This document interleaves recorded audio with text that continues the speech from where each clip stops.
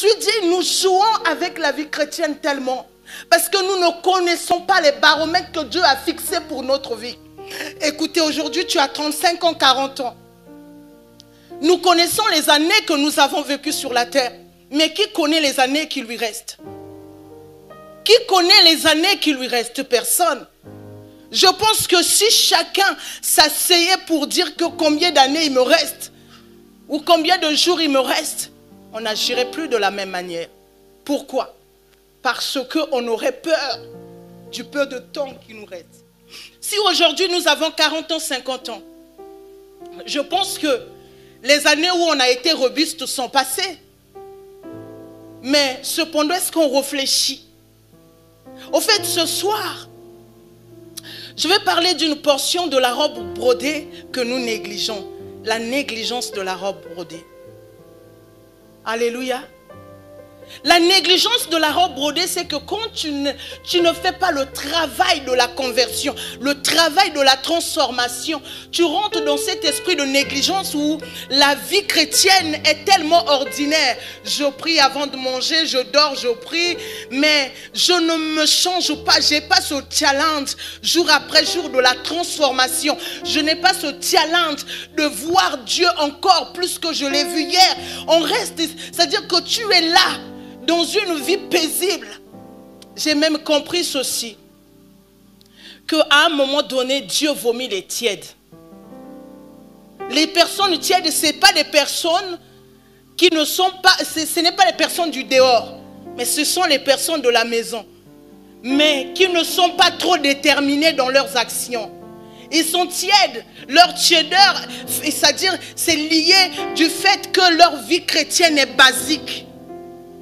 Ils ne vont pas tellement à la quête de Dieu. Ou encore, ils ne cherchent pas une transformation réelle. Alléluia. J'ai eu tellement peur de parler de ces choses ce soir. Peut-être ça peut sembler rien pour une personne.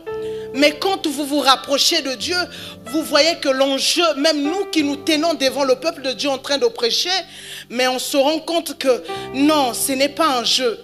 Ce n'est pas un jeu parce que tout ce que nous avons pu prêcher, Dieu nous dira, Dieu utilisera notre propre bouche pour nous accuser.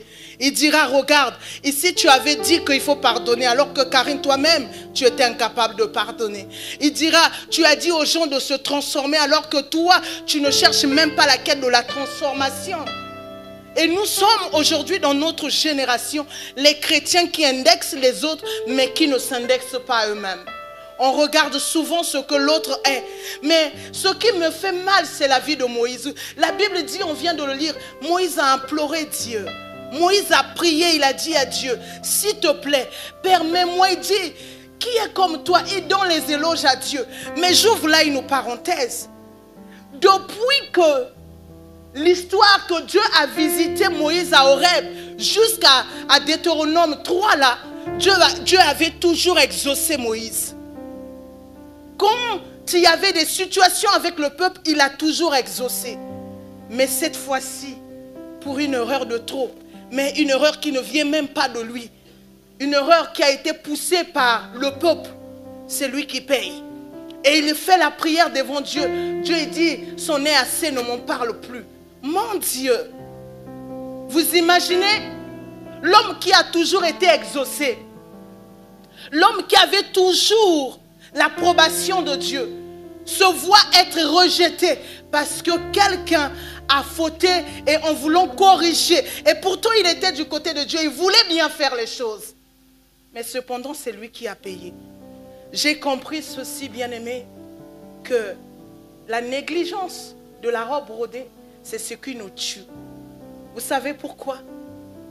Parce que, au fait, ce que tu ne corriges pas, ou encore les choses où tu ne traites pas conformément au cœur de Dieu, ce sont les choses peut-être que Dieu avait fixé une limite pour que si une fois que tu le traites mal, que tu ne rentres pas. Je nous pose la question, quand nous observons notre vie, est-ce que nous nous rendons compte que Dieu a mis des baromètres? Est-ce que nous nous réalisons un instant qu'il y a des choses qui peuvent nous disqualifier du ciel? Est-ce qu'on pense à ça? C'est vrai, aujourd'hui on entend que le salut ne se perd pas. Moi, j'aime ce que l'apôtre Paul dit dans le livre de Corinthiens. Il dit, je traite durement mon corps. Je traite durement mon corps. Pourquoi? Pour que, après avoir prêché aux autres, que moi-même je ne sois pas rejeté. Mais comment se fait-il, un homme comme Paul peut dire que je peux être rejeté avec tout le travail, lui qui était pieux, lui qui a marché dans la droiture? Comment il peut se le dire que je traite durement mon corps pour que, à mon tour, moi-même, je ne sois pas rejeté? Alors que nous sommes dans une facilité. Chacun vit une vie chrétienne pieuse. Quand on nous dit de payer le prix le vendredi, nous ne payons pas le prix le vendredi. Chacun a ses excuses. Qui sait si ces excuses-là sont des baromètres que Dieu a fixés pour te disqualifier? Qui sait que peut-être ce que tu négliges, c'est cette chose-là qui t'empêche d'hériter le royaume? Personne ne le sait. Alléluia.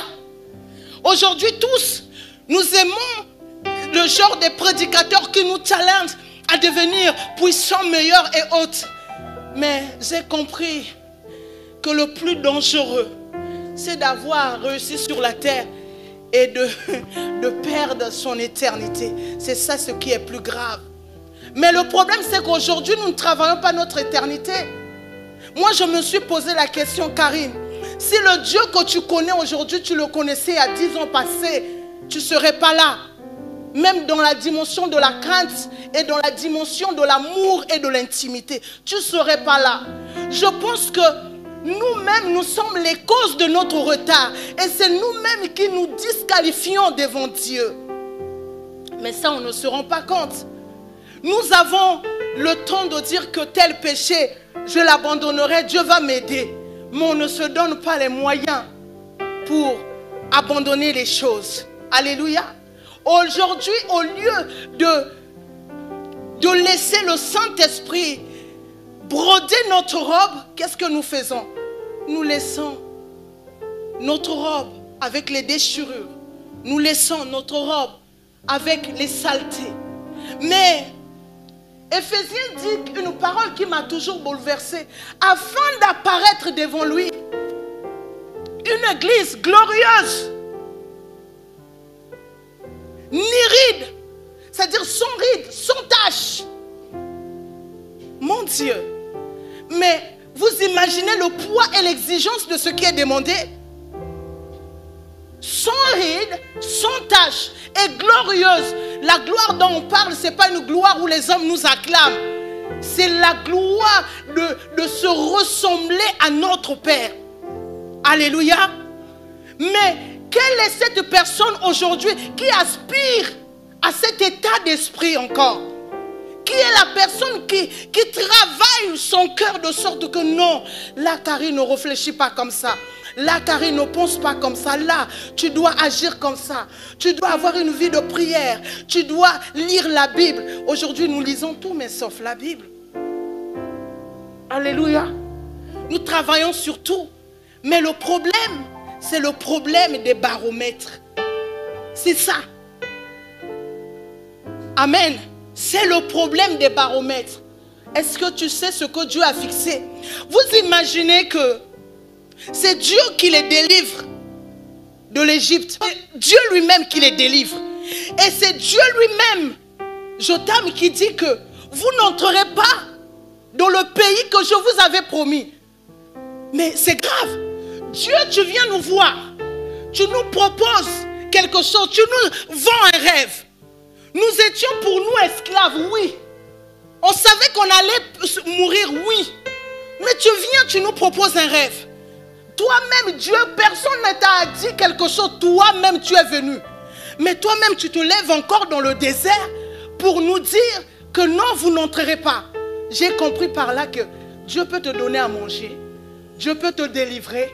Dieu peut te secourir. Mais Dieu peut aussi te tourner le dos et te dire au revoir. Le même Dieu. Et cela nous emmène à comprendre que Dieu est dangereux. Personne ne maîtrise Dieu.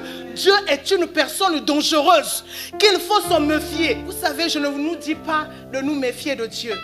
Mais la crainte de Dieu nous pousse à avoir cet état d'esprit, genre comme si on était méfiant. Parce qu'on ne sait pas. Mais vous imaginez, bien-aimé, Uza. Il avait des bonnes intentions, Jotam. Il n'a pas eu de mauvaises intentions. Il avait des bonnes intentions de redresser. C'était une bonne, ça ne partait pas d'une mauvaise intention. La mort l'a frappé. Dieu est dangereux. Dieu est dangereux. Dieu n'est pas... Aujourd'hui, nous pensons maîtriser Dieu. Aujourd'hui, nous pensons manipuler Dieu par le type de paroles ou de nos offrandes. Bien-aimé, personne ne peut maîtriser Dieu. Personne ne peut le manipuler.